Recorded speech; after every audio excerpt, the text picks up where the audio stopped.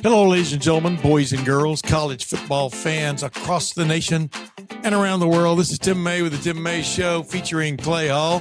We were going to have Santa Claus in Clay's spot today, but Santa couldn't make it. He said he had rounds to keep and miles to go before he sleeps. Miles to go before he sleeps. I hope your Christmas shopping is going smartly out there, ladies and gentlemen. I hope the weather's not getting you down, and I hope the holiday spirit is lifting you up.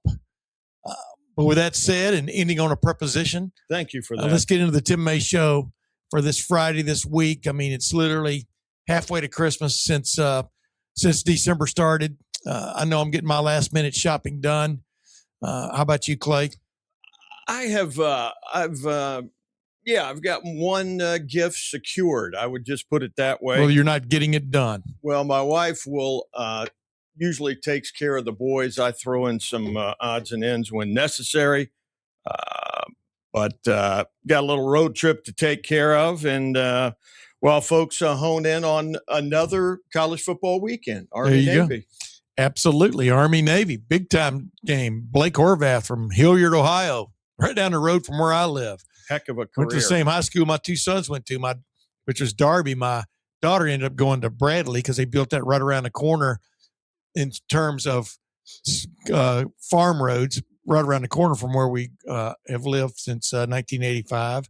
But good for him, man. Blake Horvath, there was some argument he should have been more highly considered maybe for the Heisman Trophy with the way he's played the last couple of years.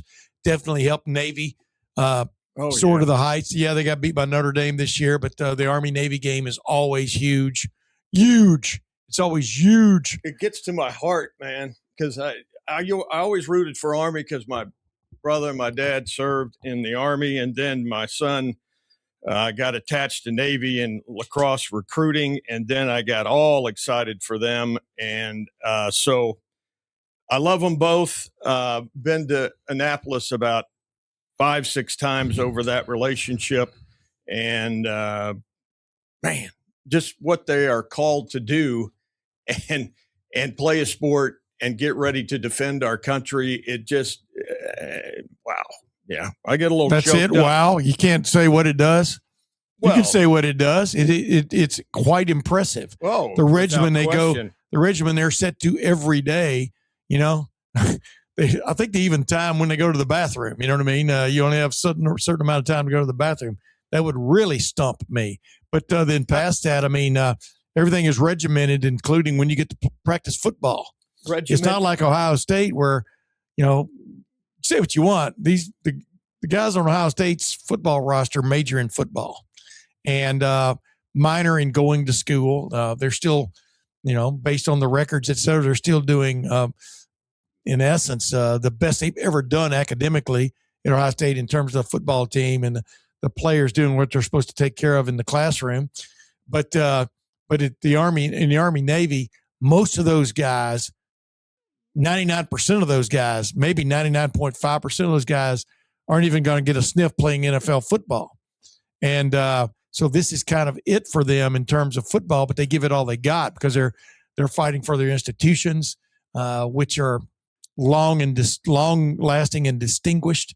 And then, of course, to the victors go the spoils every year, which is fun to watch. It's fun to watch the opening ceremonies, the march in is the way I'm told. I mean, I've got several friends who've been to that. That's on my bucket list to get to. Maybe I'll get to it next year. We'll see. It's been on my bucket list for 7 years now after I retired from the Columbus Dispatch. That was one of the many things I was going to go see for the first time. And then I got drawn back into this thing, covering Ohio State football by other outlets, so to speak, and then doing this podcast with you this year. And entities. Yeah, entities. Podcast with you and other things this year, my responsibilities. But once you agree to do something, you should do it, right? Follow through. No, but I was there one day when you witnessed the march to the Chow Hall. Even that is a regimented, beautiful thing to watch. And I mean, it's amazing. Do me a favor. Yes, sir. While you're licking your chops at having hash and eggs at the Chow Hall, reach over there and grab that helmet and put it front and center in this front and center on our table right now. That helmet right over there. I don't know what else you're doing there. I can't see over the. I think put it right in the center. Yeah, but turn it so the camera can see it. There you go. Pretty interesting. Thank you, Tim. Pretty interesting prop we've got right in front of us right here. Signing that helmet. Yeah. Thank you. But when I tell my key grip to do something, I expect him to do it immediately, not take all day and act like he's talent. But that's the way it goes on the Tim May Show featuring Clay Hall. We fill many roles. You're one hot son of a gun today. One of the other hot things going on this weekend, of course, is the Heisman Trophy presentation. We all know the finalists are Fernando Mendoza from Indiana, Julian Sayin from Ohio State, Diego Pavia from Vanderbilt, and Jeremiah Love, the running back from Notre Dame. The other three are, of course, quarterbacks. And we had a little bit of sound from Julian Sayin on our Wednesday show, but we're going to have much more from him on this one, just kind of what it means to be there. When he first noticed the Heisman Trophy when he was a little kid way back in the previous decade. Isn't that funny, Clay? That was when he was a little kid. That's when you and I were really coming to the crux of the matter, man. We were 40 at that But point. I've been voting on this thing, like I said, since 1984 when I first started covering Ohio State football. And I've been right most of the time. Right's not the right term. I can vote on whoever you want. I've been a few times when I've been upset that one person won when the guy I voted for didn't. Not so much last year. I voted for Ashton Genty. It ended up being Travis Hunter from Colorado. Also, I really like Will Howard. Like I said, like I asked Julian the other day at the end of our little video, Ohio State's got, in their mind, they've got 3 major games to play before their season's over.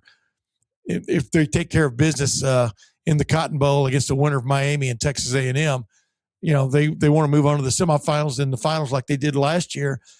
Man, I'll tell you, pretty much the best football players are still playing, yet 2 of the 4 finalists this year are guys whose regular seasons basically are done. And Jeremiah Love in Ohio and Notre Dame, of course, they didn't get invited to the college football playoff, so they took their ball and went home or stayed home. Notre Dame is not going to the postseason after being snubbed by the college football playoff committee. And then, of course, Diego Pavia, they're in a bowl game. But the other 2 guys are still going to be playing in a very meaningful game around the January 1 weekend. Ohio State's going to take on the winner of Miami, Texas A&M on December the 31st in Jerry World, a.k.a. AT&T Stadium, home of the Cowboys in Arlington, Texas. And the next day, midday, Indiana's going to be playing in the Rose Bowl against the winner of – I've now forgotten who they're playing. I'll look that up before the show's over. But the bottom line is the show goes on, and who knows if we're going to see a rematch of the Big Ten championship game in the national championship game. That would be cool to see. Yes, it would. And certainly Ohio State would welcome that to a player that we spoke to in Lucas Oil. They were like, we screwed this up. We're better. We still think we're better, and we hope we get a chance to prove it. Right. When a game is a 3-point margin and you had a chance to tie it even, and then you really had other chances to really put the game out of reach earlier, and you couldn't convert in the red zone, that's on you. That is definitely on you. But, there are things they need to get improved on. But I didn't leave that game going, boy, Ohio State was overrated, not by any stretch. Now, we may find out that Ohio State and Indiana were overrated. You never know what's coming around the track. What's that Georgia song that Pat McAfee sang? I hear it coming on down the track. Anyway, whatever that is. It's that the Georgia fight song? It's a Georgia, not a fight song, more of a chant. A ballad? Yeah. Okay. Not even a ballad, it's a chant. But ballads go on and on and on. But I digress. Let's get to your conversation with Jay Richardson, former Ohio State. If you were asked to introduce Jay Richardson, which I'm going to ask you to do here in a couple of seconds, how would you introduce Jay Richardson? And so let's get to it. Clay, what would you have to say about Jay Richardson?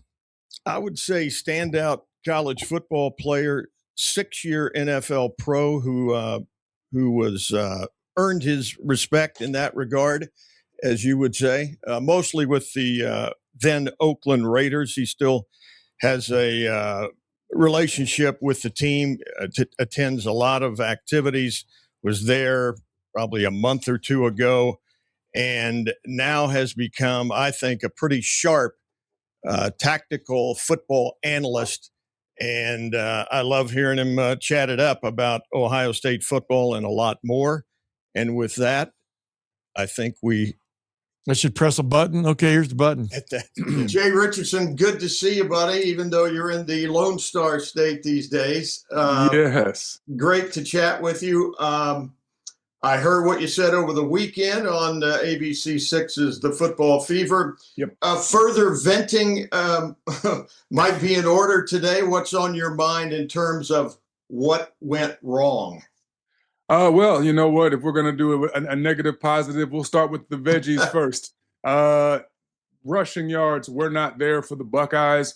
I believe they finished with right around 58 yards total rushing, and that's just not indicative of physical dominance or of controlling the football game. And then you saw some interesting play calls and some interesting clock management right before the half. It seemed the offensive staff might have been a bit indecisive in what they wanted to do, particularly before the half. You're heading in, you got about 2 minutes and 55 seconds and 3 timeouts, and you're trying to gauge whether you want to go for it or not leave Indiana time on the clock. And I think that right there is not something we're used to seeing from a Ryan Day offense. They're usually 2-minute drill, get Julian out there, get that ball slinging on the edges, and stay aggressive, particularly when you've only got a 4-point lead, 10-6 at half, and you're trying to make a statement before you get the ball back at half. And I just saw some indecision and not using the timeouts and not sure what they wanted to do, which is what caused some of the issues with the clock control there. So that was one thing, Clay. And then coming out of that half, you expect a big Buckeye third quarter. That's what the Ohio State Buckeyes are known for. They make their adjustments. They come out at halftime and they get rolling. You didn't see that. As a matter of fact, it was a second half shutout, Clay. And I think that is indicative, again, of offensive indecision. The Buckeyes didn't seem like they decided who they wanted to be this game. It felt a lot like the Michigan game from 2024, where you have this identity of an offense for 10 weeks or so, and then you go into that Michigan game, and for whatever reason, that identity starts to falter, and there becomes some hesitation there, and we're not used to seeing that. So we know what that means heading into the playoffs, and hopefully there's going to be a circling of the wagons, and we get everybody refocused. Sort of like they're serving two masters or something, instead of just be you. Be what you are. You're the greatest show on turf when you want to be. No one can stop you. No one can slow you down. You got a quarterback that's hovering around 80% completion, and you got the 2 best wide receivers in college football. Let's not overthink this. Let's not go to too many 23 personnels where you're taking one of your star wideouts off the field, and now you got 2 and 1, a few times 3 tight ends. You never take your most important pieces off the chessboard. That's what threatens the other team, and that's what limits you as an offense once you do that. So, again, rethink your philosophy as an offense and stay true to that. Were you surprised with 2:48 left in the game, 4th and 1, that they didn't go? Yeah, Clay, that was interesting. You always you associate Ohio State the same way you do the prime Alabama teams, the prime Georgia teams, where bigger, stronger, faster, physically dominant. You should be able to line up and go and bully your way for 1 yard against anyone. Mm-hmm. And to see that not happen in the first half on a 4th and 1, opting for a Julian Sayin, not even a tush push, just a QB sneak, probably should have been a tush push. He could have used some help, on a bum ankle, a kid that's not very mobile, and he goes down right away. They don't get the first down. His knee touches immediately. I was shocked that we didn't see Lincoln Kienholz. I was shocked that there wasn't a swap if that's what you're going to run. Mm-hmm. And so I think that's in the back of the offensive staff's mind And now going into, you're in the fourth quarter, it's 4th and 1, got to have it, and you opt to trot Jaden Fielding out there, who subsequently just smokes a 27-yarder, I believe it was. And honestly, Jaden's first field goal hooked a little bit, and Ben Buchanan and myself discussed that. He's a former specialist, so he knows that all the technical aspects to kicking. But Jaden just, the moment was a little bit too big for him, and that's a routine kick he makes, 10 times out of 10. So that was really, really strange to see. All right, looking ahead now, so much discussion last week, this week about play calling. Mm-hmm. Ryan said on Sunday that Brian called the plays. Yep. And there's a lot of chatter about, he's got to be incredibly distracted now. He's in terms of serving two masters. He's spending early parts of the week in Tampa and then back here to finish up preparation. Are you hearing me okay? Oh, yeah. Yeah. So what do you do there? Ryan said, well, I'll probably become more involved, but he claimed that Brian did call the Big Ten championship game. And then, of course, there's this bring Chip back faction. And he was asked about that, but that was 2 weeks ago or so. And he's like, we're not thinking about that right now. You think Ryan will call this game then going forward?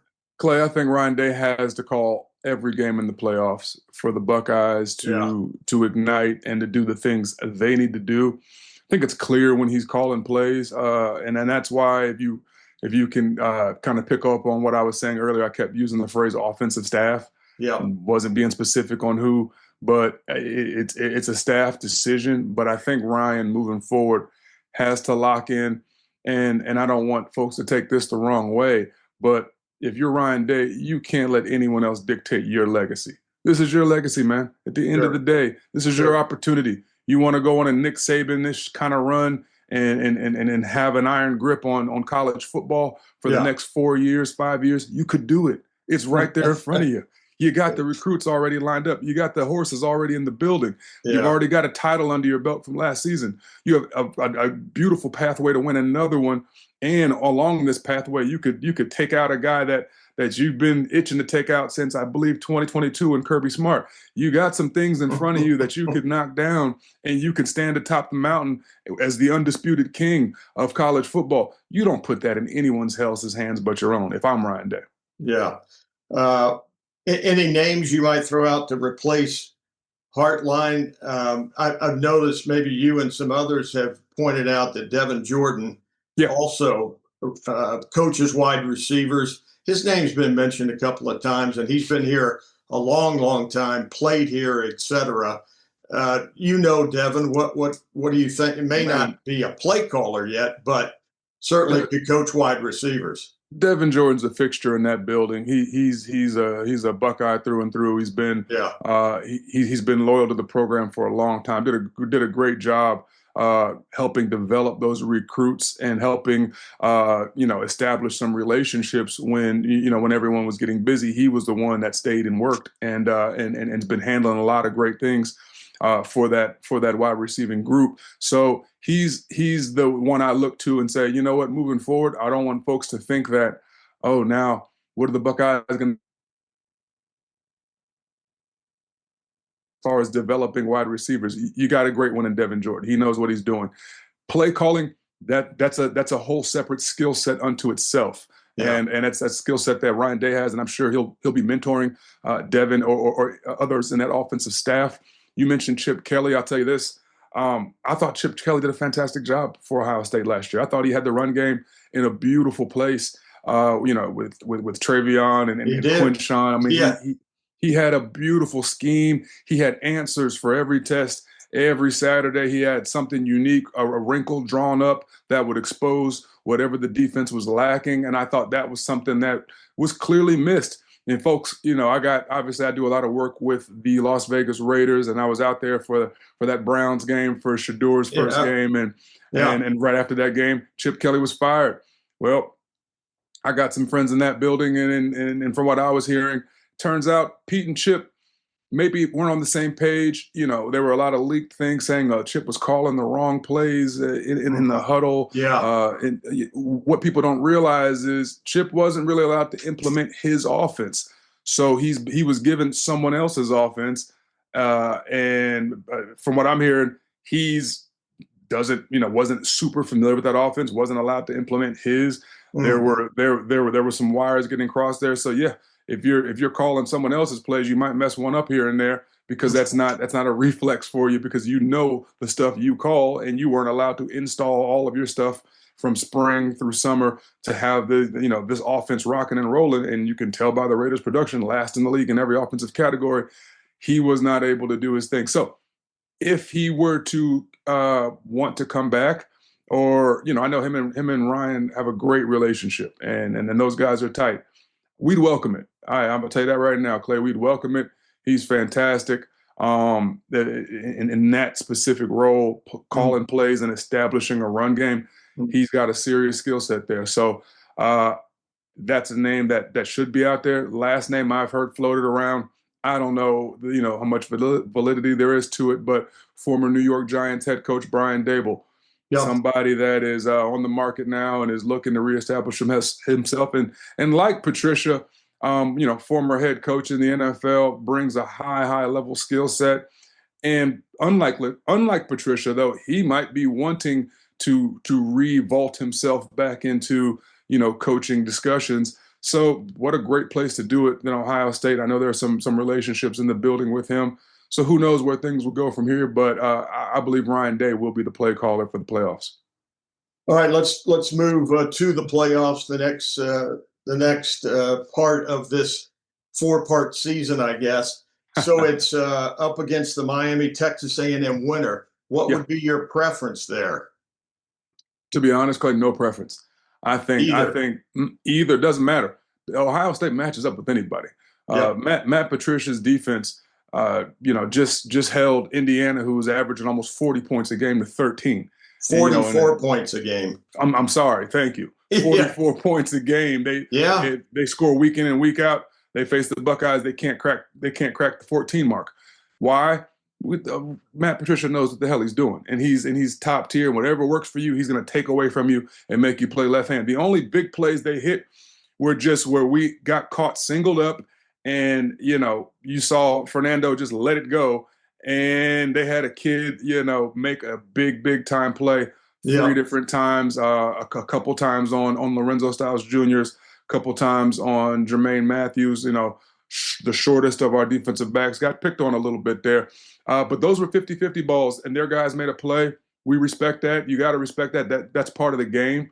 But when you look at how we match up with each team, if you watch the first half of that Texas A&M versus South Carolina game, it was very, very evident that A&M has some holes, both defensively and offensively. Marcel Reese turned the ball over 4 times in the first half, I believe.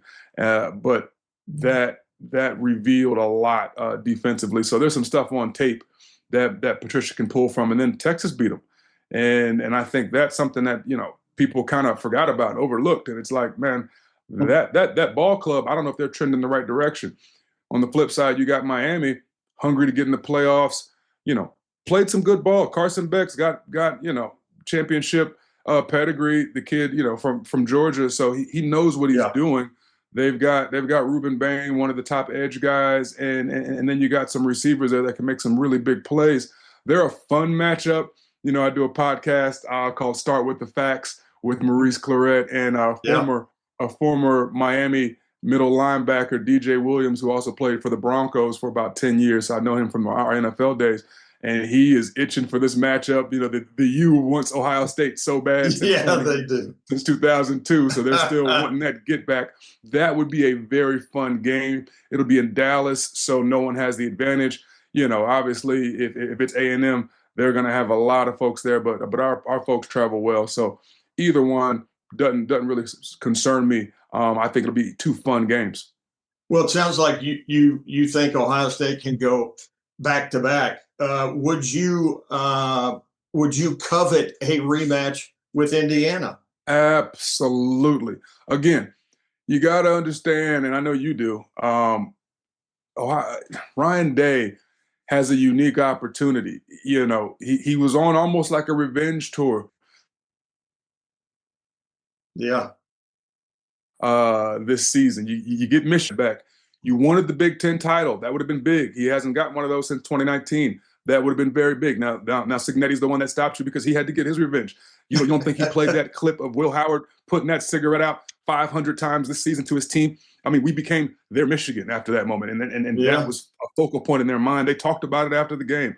They said, Coach been since showing us that clip all year long. We wanted this so bad. Fair enough, and they earned it. But you play Ohio State again, I promise you the outcome will be very, very different. And I think the offense is going to look very, very different second time around. That's a matchup that I almost feel like Ryan Day, I won't say needs, but man, if you have an opportunity this season, knock down Michigan, knock down Kirby Smart, because I do believe that Georgia will beat Ole Miss. I think that's going to be a cool matchup. And I think Ole Miss has some talent, but there's too many distractions. And they don't have their key component, and that's Lane Kiffin, who I've known since he drafted me. Lane, say what you want to about him, that dude knows offensive ball. Him not being in the building changes everything for Ole Miss. So give me Georgia there, which means Ohio State has a chance to, Ryan Day specifically, you get a chance to knock down Kirby, and you get your rematch later on with Cignetti. I'm hoping it plays out just that way, because if you do those things, there's nothing anyone from Ohio can say to you after that. They'll still pick at you about the Big Ten title, but at the end of the day, you'll be a two-time champion, and you will have, knocked down all the great ones that you wanted to go get. Yeah, never been done here. That's never been done. That's what he's chasing, and that's why he's had that scowl and that chip on his shoulder all year long, and this team as well, trying to match the feat from a year ago. So, Jay, we know you've relocated a little bit, although you're kind of red-eyeing back and forth to Columbus. Absolutely. How is Austin treating you? And do you wear the Ohio State gear around campus? Listen, as you can see, nothing changes for me as far as my loyalties. I will say I do really enjoy Austin. Really, really cool city. Great college community too, man. They love their Longhorns.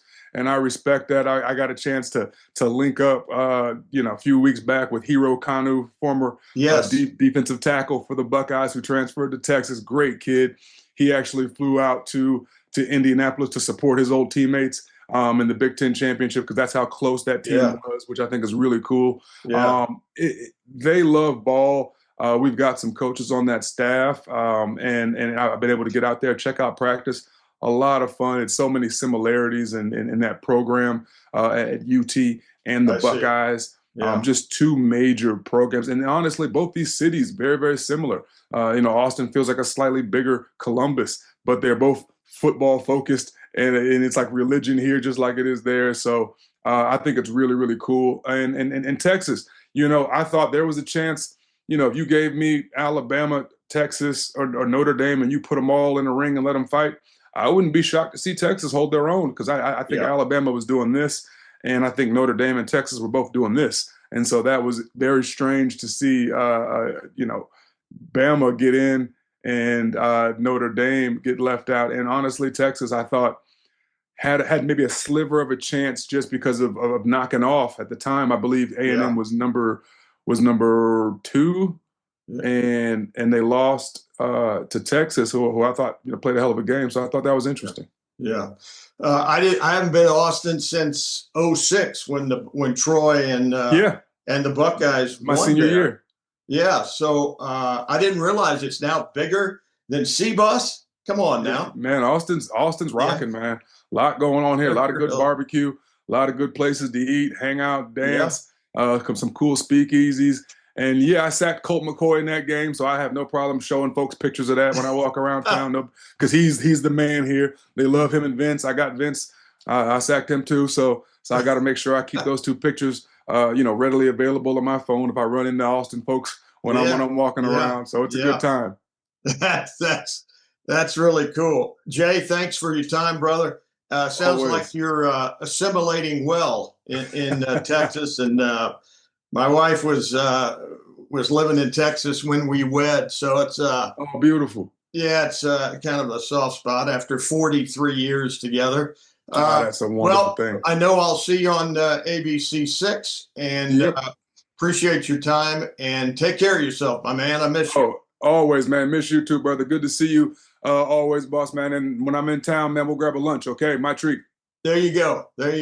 I got that, though. All right, take care. Bottom line, one of the great guys we've run into covering this beat.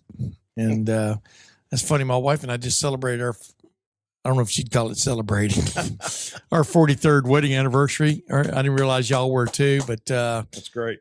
But yeah, I met her after I moved away from Texas. So well after I moved away. But the bottom line is, Austin's a hell of a town, man. Yep. And it's a city now. And it's a city with one of the worst traffic situations going, because Interstate 35 sufficed as the main artery even after it started exploding. And now there are times people get on Interstate 35, and I think some of them even have pup tents, so you might have to spend the night on a regular commute. They've built some toll roads that circumvent it, but doesn't really circumvent it where it should, if you follow my drift, Yeah. If you got to go north to get on a toll road to go south, then you're defeating the purpose. Yeah. It's like there's connections. Whenever I have to make a connection out of Columbus to fly anywhere, I even pay a little bit extra sometimes, so I don't have to go to BWI or DC or even Atlanta when I'm going west. I mean, that's counterproductive to May's world, but anyway, it is what it is. Austin is like Columbus. Columbus has exploded. Columbus is the largest city in the state of Ohio, has been for a while now in terms of population, and definitely in terms of size. Now the metro area, I think it still trails the Cleveland metro area and the Cincinnati metro area, but not by very much. And so, capital cities, man, it used to be you had to be located on a big waterway to be a big time city. Mm-hmm. And now the inland cities have really exploded, for want of another term. So that's what happens when you invent airplanes instead of big old boats. But Jay had some interesting things there to say. The most interesting thing to me, though, was just sort of his insight into what should go down when it comes to the play calling, the offense and the play calling. And as we heard Ryan Day say on Sunday, after the pairings were announced for the college football playoff, I mean, he's going to have time now to be more involved with the offense as opposed to the regular season when there's all kinds of stuff going on. And we've said this ad nauseum.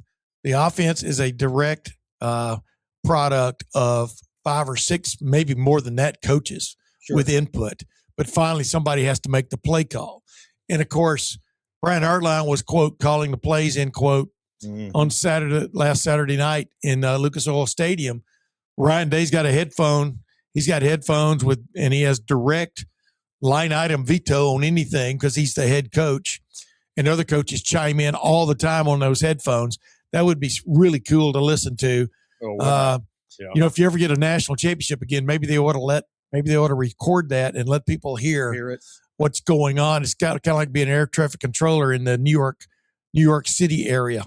Yeah. I would think so much input, and you're ciphering through it all. And the main thing you're doing is you're calling a play, but then you're also getting ready for the next play you're going to call based on what happens on that play, meaning you're running scenarios through your head and you're getting offerings from other guys on the headsets maybe, but definitely I'm sure Ryan and Brian Hartline debated quite a few calls in that game on Saturday night against Indiana about what if we do this, if we get this, what do we do next? If we get that, this happens, what do we do next? Because you got to have your position groups all set up. Well, and you're doing it in 40 seconds, and you can't. Right, but you're actually taking more than that because, like I said, you're right. 40 seconds, yeah. It just. But 40 seconds is actually enough. If you're disciplined, it's a long time. Okay. When you're not disciplined, meaning you haven't prepared for 3rd and 4.5 as opposed to 3rd and 2.5. Right. In any kind of conversation during the week, then it can be a scramble. You don't ever want it to be a scramble. You want it to be something, 2 or 3 plays you've agreed on where you're going to go to if that presents itself and what you've been noticing from a trend standpoint of how successful Team X is lining up against you. It's tactics. It's not really strategy or strategery, as Will Ferrell once called it. It's all it's tactics based on what have you seen through the game? How are they reacting to this? And do you have a mismatch somewhere on that offensive line, for example, that you can exploit on a 4th and 1? Bingo. And it's unfortunate Julian Sayin slipped on that one down inside the 5-yard line because he clearly got enough for the first down, but his knee touched barely at the jump. And it was what it was. And poor Ohio State fans, like I said the other day, they went into a commercial there thinking they had made a first down inside the 5-yard line. Ohio State was about to take firm control of that game, come back, and Indiana's got the ball. Not a what? But But anyway, like we said a while ago, I mean, this is a big weekend for college football. Army Navy's always huge. We got the commemorative helmet sticker. This is not the helmets they wear. I hope not, but the helmet sticker there in front of us, commemorating that game. That helmet's in here all the time here at the FanstreamSports.com studio. But and I don't know why. I've never asked why. Have you ever asked why? I don't know whose connection that was. It must be perhaps our proprietor, John Gerber or somebody. Yeah. But yeah, that game has always been held in high esteem, always will be held in high esteem. But, another guy that's held in high esteem right now, talk about a segue, is Julian Sayin, quarterback for The Ohio State University. And we got to talk to him before he and Jerry Emick left for the Heisman soiree is really what it is, because they're there for like 2.5 days. Yeah. And being, the finalists are being ferried all around town, chauffeured all around town, may go to the top of the Empire State Building. I asked him, it's funny, you'll hear it, but when the only time he's ever been there was when he was 12 years old. And his mom and dad are from the East Coast, even though they live in Carlsbad, California. Obviously the family does now. His older brother, Aiden, went to Penn, which is right there in the middle of Philadelphia, played in Franklin Field. That was his home stadium, playing at the University of Pennsylvania. And then I think he's got a sister that plays, I can't remember if it's soccer or volleyball, but plays for a school in Chicago. And I can't remember which one it is now. I feel bad. Might be University of Chicago for that matter. This is a, pretty accomplished family already. No doubt. But they took the family back, I guess, for some kind of vacation back in New York City a long time ago. But he didn't go to the top of the Empire State Building, didn't go to the Statue of Liberty. Maybe he'll get that chance while he's in New York this weekend. That's one of the great trips, I think. And I had the most fun I had was when CJ went. I think he go twice. He did. And I just took my stinking phone. They, weren't sure they were going to finance this trip. So I said, I'll take your company vehicle. I'll do the rest. And, just you run into so many, the Archies and so many people that are Archie Griffin. Yeah. Archie Manning. Dignitaries. Actually, Archie Manning's not there because he didn't win it. No. He might be there because he's part of the National Football Foundation. He's usually there. Troy Smith. This is one of the last. Eddie George. New York. Yeah. What? I've been. One of the last what? Trips before they moved it. So, anyway, there's nothing like. Well, the Heisman ceremony is in, you're talking about before they moved it uptown? Correct. No, you're talking about the National Football Foundation and the Heisman Trophy are two different entities. But a lot of the big time movers and shakers in college football, find a way into the Heisman Trophy ceremony. Now it's held in uptown, Midtown New York. It used to be down at the athletic club, downtown athletic club, which was way down the bottom of Manhattan. Like I told people the other day, I mean, when I was there for the Eddie George ceremony, for example, the media interview room in HQ, if that's what you want to call it, it seemed like a cleaned out a holding area just for that one weekend. But you could look at this really small, like almost porthole kind of a window, and it perfectly framed the Statue of Liberty. Yeah. It was cool as hell. I do recall. But yeah, it was down at the very bottom of near the World Trade Center. And but now, I mean, they treat these guys right, the finalists. Oh, man. Yeah. And you got to have so many votes from a percentage standpoint to be invited as a finalist. You know, they don't bring 12 guys there. This year they've got 4. I think in the past they might have had 3 a few times. But it's cool just to be there and to be part of it. And let's say Julian Sayin doesn't win. Mm-hmm. Of course, you know, the odds-on favorite right now, if you look at anywhere, is Fernando Mendoza, with Diego Pavia getting a lot of support from the Southeastern Conference area. I don't put his accomplishments on the same level as Fernando Mendoza, but they're very good. Yeah. Diego Pavia. Yeah. Jeremiah Love is a running back. It's really hard for a running back to win it anymore. He's got to be extraordinary. I think he was really good this year. Was he over the top extraordinary? No, but probably the running back you'd pick first out of this running back class. But yeah, I mean, in my mind, it was coming down to Mendoza and Sayin headed into the Big Ten championship game, and I do believe the winner of that game was going to win the Heisman, and I think that's going to be borne out. What's your take? Yeah, I think it was the deciding game, and Mendoza won the game. So, you know, I think it's fairly cut and dried in that sense. But not only that, he made plays in that game. He wasn't that statistically, he wasn't better. No, that much better one way or the other. Matter of fact, he had a worse completion percentage in that game than Julian Sayin and stuff. But he had a couple of 3 or 4 big plays, scrambled around, and one of them was a scrambling around play. But when he needed to be dead on the money, he was dead on the money on like 3 or 4 plays, which really, in my opinion, decided it, including the little fade back shoulder route to Elijah Surratt, who out-jumped Jermaine Matthews. You heard Jay Richardson talking about that. They got the matchup there. Yep. Surratt's taller than Jermaine Matthews and out-jumped him, high-pointed him for the ball. But go ahead. No, I did. I'm with you.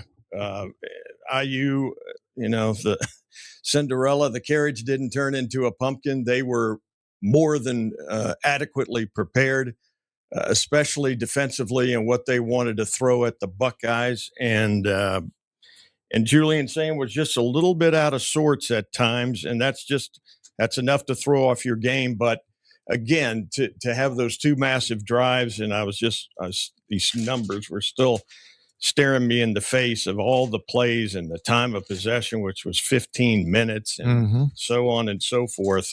And to not get anything out of that, it was just, going both inside the 10, 0 points. Yep. Field goal in either one, you win the game.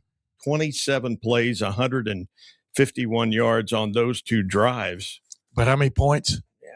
Zippo, as the late, great Iowa head coach Hayden Fry would have put it. Oh, Hayden. By the way, homage to him. Every time I bring him up, I want to pay homage to him. He recruited Jerry Levias out of the Beaumont, Port Arthur area way back in the mid-'60s to Southern Methodist University when no one else in the Southwest Conference was recruiting black football players, African-American football players. Ended up a player from Lufkin, Ray Harper, ended up going to Baylor about 2 or 3 years later. But the bottom line is Hayden Fry was a trailblazer, and he wanted the best football players playing for him. And Jerry Levias is one of the legendary names in high school football in the state of Texas.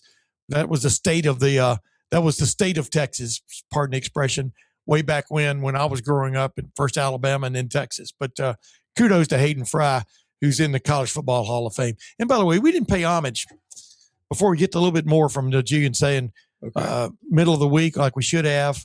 But we've already had faux pas, Freudian, Urban Meyer on this show several times this year, including when he was honored by Ohio State because he was going into the College Football Hall of Fame as one of the head coaches. You know, his going in partner was a guy named Nick Saban. How about that?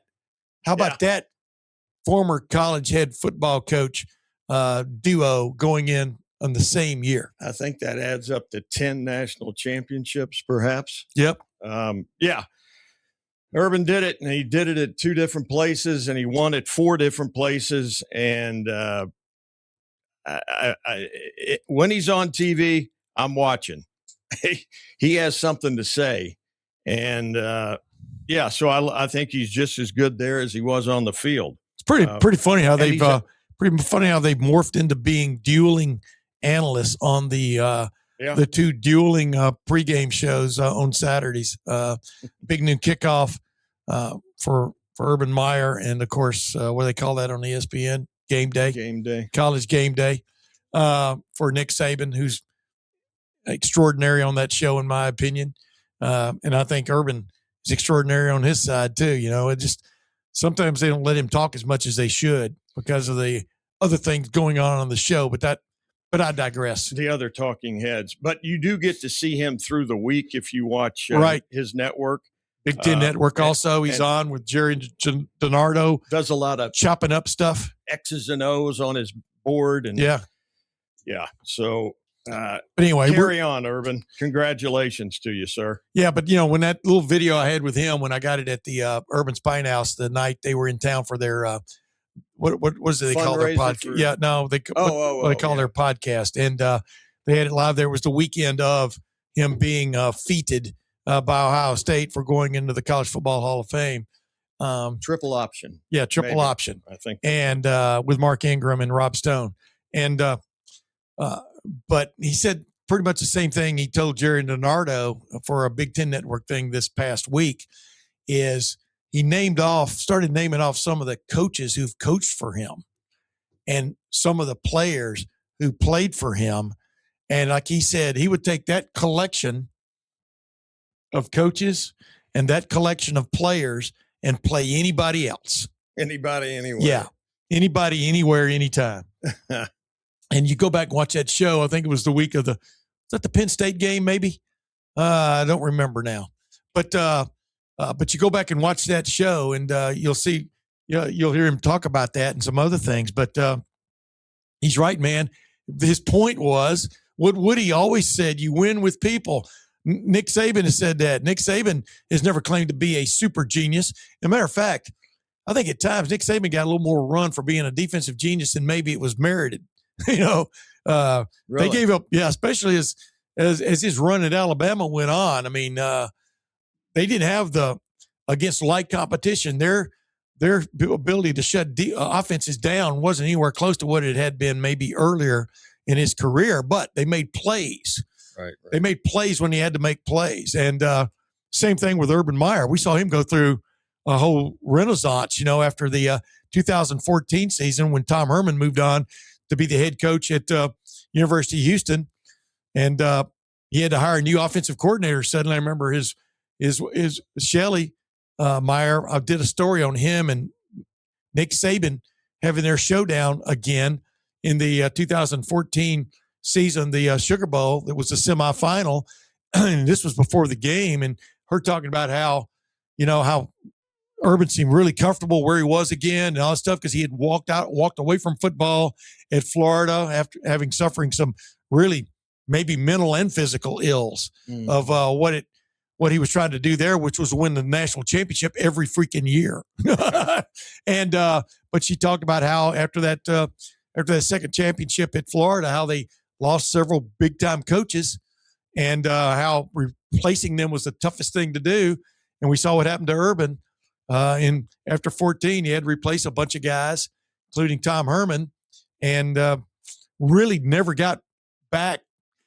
15, they should have won it back to back. Right. They got robbed. They had a shot. They got robbed by not even being in the 14 playoff, but they got beat by Michigan State. The point I'm getting to here is in 2018, they were getting back to where they needed to be. His final season when he destroyed Michigan in the but they ended up playing in the Rose Bowl instead of being invited to the college football playoff. Right. I mean, the 15 team should have, could have won it again because they had almost everybody back who mattered, and then had the one major slip up against Michigan State. So college football, just I'm not even trying to segue to this. You really, ladies and gentlemen, you have no idea what's really coming around the corner because the players and coaches don't in this next month.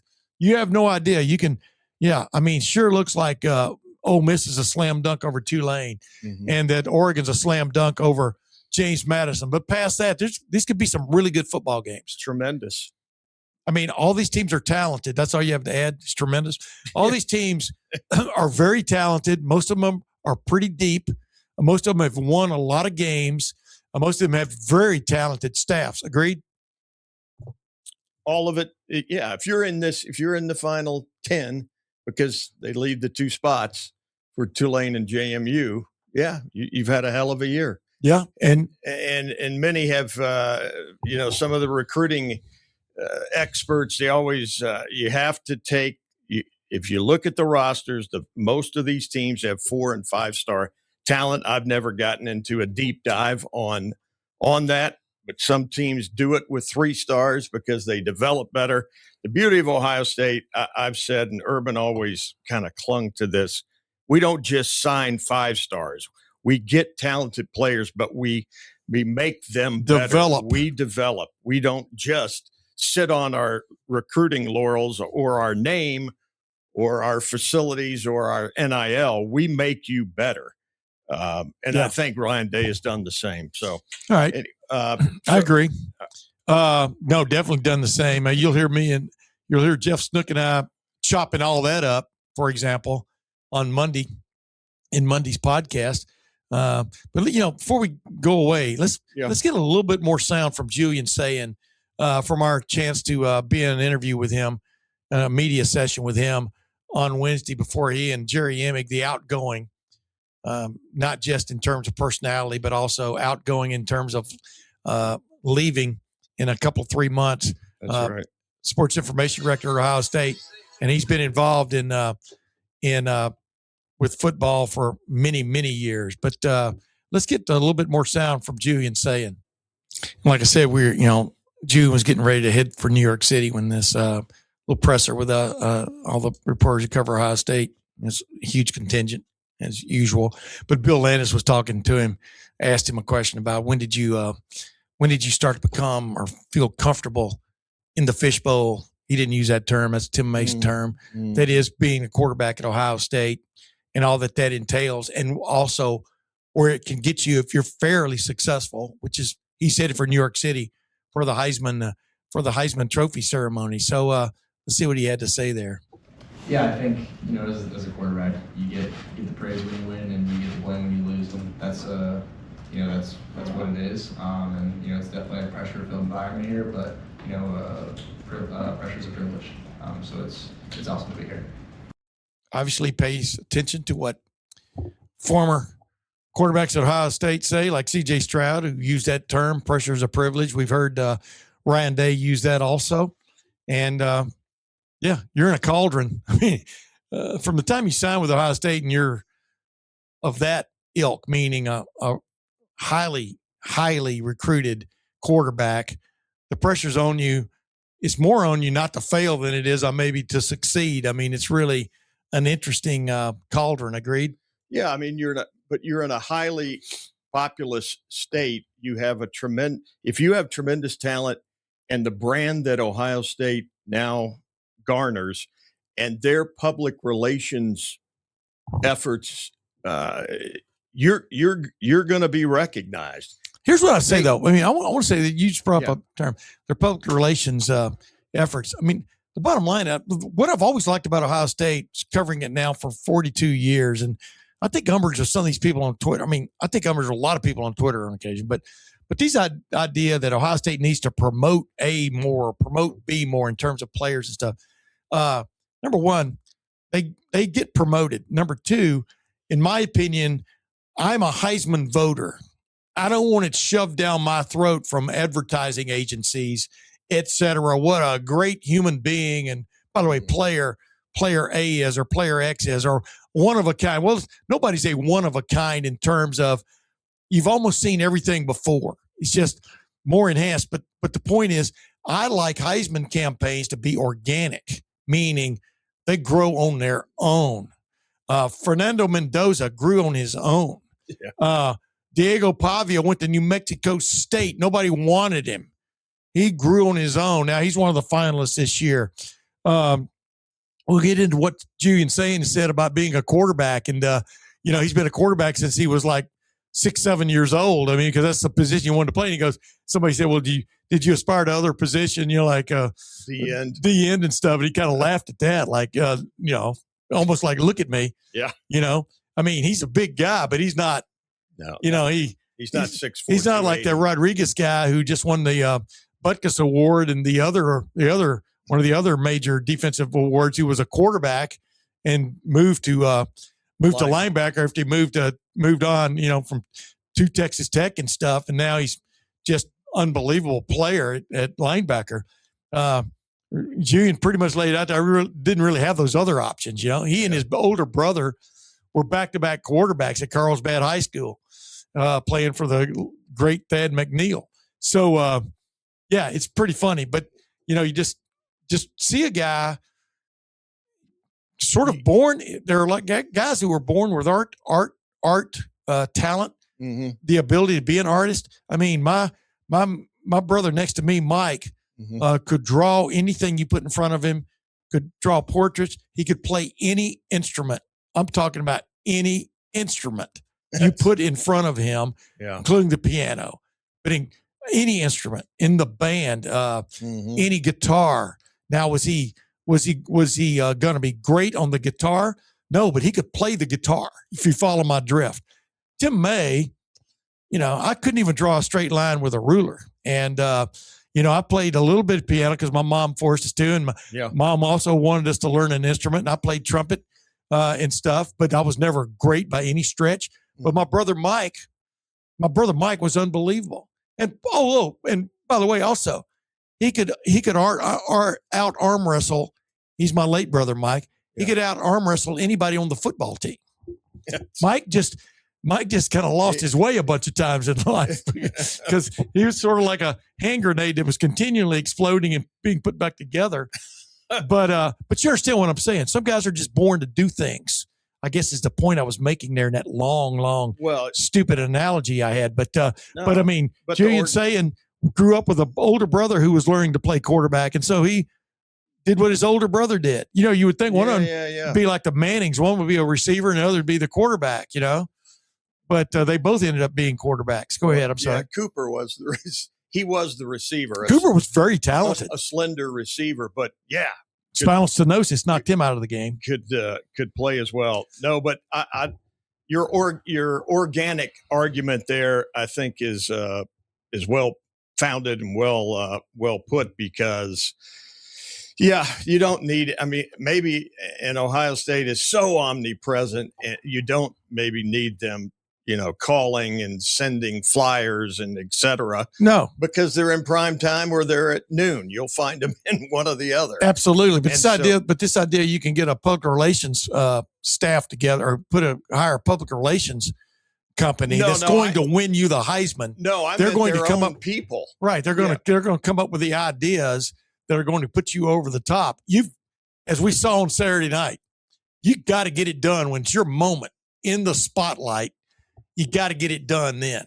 And Travis Hunter was an anomaly, two-way player, never left the field at some points. Chris Gamble was that kind of player, but they didn't really exploit him till the end, way back in 2002.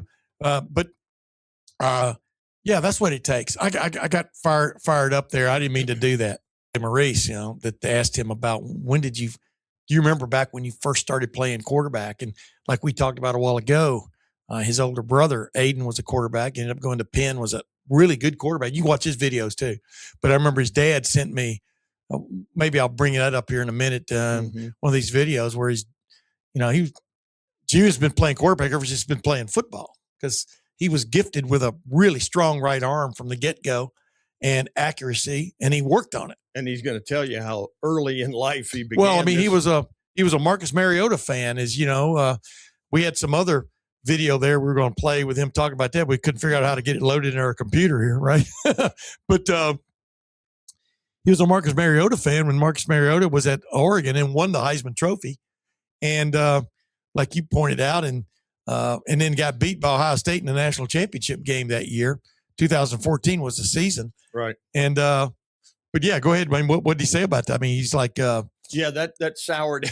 He said, then he was a Mariota fan. I guess maybe not as strong Oregon fan, but that stuck in his craw for a little bit, but he moved on. Yeah. I mean, When you're a little kid, let's see, that was 14, 11 years ago. Yeah. So he would have been 9 years old. Yeah, exactly. Bottom line. But let's see what he says about playing quarterback. Why he started playing quarterback. Yeah, I think I started quarterback maybe around 7 or 8 years old. So was definitely watching him, and he was just tearing it up that year. So that was kind of like my team growing up when they had Mario. After that, it wasn't really my team. I never think like I'm gonna be a defensive end or I'm gonna be a guard. I don't think there was ever a thought of being my physical makeup, and then I don't think there's ever a thought of it. I don't think so. Okay. We often talk with Coach Day about like the traits of certain quarterbacks. When you just think about the way you play the game, what are some of the traits that you think you have that make you a successful quarterback? Yeah, I think as a quarterback, you have to be a great decision maker. You have to be someone who can process information really fast. You have to be an accurate quarterback, and then you have to have the mindset of the next play. You can't let the last play affect your next play. You can't let a bad play affect your next play. So I think just having that next play mentality is important to have as a quarterback. Yeah, I mean it is, and if you watch him, man, he rolls with the punches. Yeah, he's never down. I mean, he doesn't get rattled to me. I mean, that game might have been the most harried that he'd been in. But he's trying to sort it out. I mean, I remember we used to, like I've told people a million times, my brothers used to put me at quarterback when our neighborhood games. We had some knockdown, drag out neighborhood games. Yeah. Tackle football without the pads or helmet. But between neighborhoods, right? Sure. We would get together and stuff. Sometimes you can play at the high school stadium if we all got there and there you go. All figured out a way to get there. And there'd be a long line of teams. It was almost like 7-on-7 right. Got next kind of games, which was cool. But just sometimes you'd play teams that had no clue on defense. You just throw the ball. It was like you were throwing the air against air. And sometimes they figured out you would play neighborhood teams that would have complex zone coverages and stuff. But I've always told my brothers and the other guys that played on our team that, fellas, I really like throwing against zone because, especially these kind of zones, because there are openings there. All I got to do is wait for you to come into the opening and boop. Instead of like having everybody run a curl. I've never liked the curl route because it takes away a lot of possibilities there. But no, I mean, you can tell Julian enjoys that aspect of the game of figuring out what the other team is doing and maybe taking some hits along the way, which is what you have to do, either to figure out what they're doing or to stand in there and take a hit, just to move the ball down the field. A deep ball takes sometimes a little bit longer, or a deep dig route, or sometimes takes a little bit longer to stand there with the ball in your hands, knowing these guys, these defensive ends, which he never wanted to be, have malice aforethought, arriving with the bat. Of at least ending the play, if not ending your day. Well, he has the smarts, and then he had the mettle, like you said, to hang in there. He was willing to take the blow. So, like I said, my favorite play was when he scrambled right and threw that ball to Carnell Tate on the right sideline. I think it was on the drive that ended up being the missed field goal. But that was a hell of a play by him and Carnell Tate, and kept the drive alive. He can do those things. He's not a pocket, standalone in the pocket or a die kind of passer. And let's get to a little bit more sound from him here before we wrap it up on this Friday. Once again, another Friday edition of the Tim May Show featuring Clay Hall. Let's get to a little bit more sound from Julian Sayin. Like I said, and start off with a question, I think, from Austin Ward, and then I'll ask a few, and we'll move on from there. But here we go, because it's a big weekend for him, man, going to New York City. Yeah. Most people don't get to go to New York City in the world, but that's right. Let's talk about his first time he went there. Go ahead. Here we go. Over here, Austin Ward. Julian, have you been to New York City before? I think the last time I went was maybe 12 years old, or last time. So it'd be pretty cool to go again and be in the city. Is there something that you'd like to do? I know Jerry and the SIDs are going to keep you busy, but Whatever they got for me, I'm excited. Take the weekend all in and see what it holds. Tim May. Yeah, were y'all on like a tour there when you went there when you were 12? I mean, like Empire State Building, Statue of Liberty, we that stuff? Tour. My parents are from the East Coast, so they've gone a couple times, and I went back. I think I went around Christmas time actually, when I was 12, and we just went around the city and did whatever it was we went on tour. Yeah, it's pretty cool at Christmas time. It is pretty cool at Christmas time. Yeah. It was a lot of fun. Hey, your dad sent me video one time of you playing quarterback at 11 years old. I don't know if you remember those days or not. It was so long ago. When did you realize, Julian, that you were pretty good at it? You understand? I mean, that it could sort of take you places if you honed in on it. Yeah, I think. And what was the tip-off? Go ahead. I was just, playing for the love of the game, and I love playing quarterback, and I love just being out there with my friends playing. I think, once I started getting to 8th grade, 9th grade, I kind of, started to pick up some steam in recruiting, and I kind of realized, okay, maybe I can do this at the next level. But it's always just been because I love the game and love playing quarterback and love being out there with my friends and love being out with my family. Yeah, but you have to come to that moment when you realize you have the physical.